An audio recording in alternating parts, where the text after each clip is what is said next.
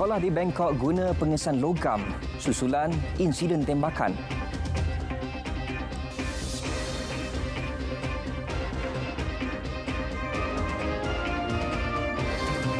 Assalamualaikum dan salam Malaysia Madani. Tepat jam 10, berita dunia. Kita mulakan dengan perkembangan berikut.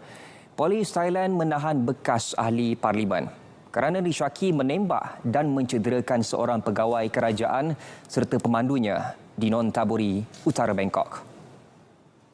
Gerhana matahari penuh pada 12 Ogos ini dijangka dapat dilihat di beberapa kawasan Greenland, Iceland, utara Rusia, Sepanyol dan Portugal. Orang ramai yang ingin menyaksikannya dinasihatkan menggunakan cermin mata khas gerhana atau alat permati suria mudah alih yang selamat. Visual itu mengakhiri berita dunia. Malaysia Madani, kesejahteraan dinikmati. Assalamualaikum dan selamat malam.